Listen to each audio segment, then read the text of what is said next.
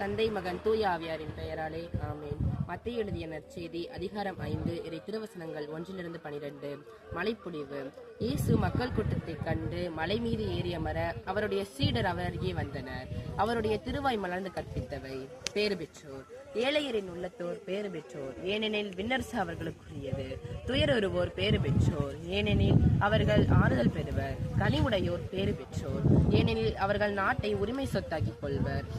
நீதி நிலைநாட்டும் வேட்கை கொண்டோர் பேறு பெற்றோர், ஏனெனில் அவர்கள் நிறைவு பெறுவர்.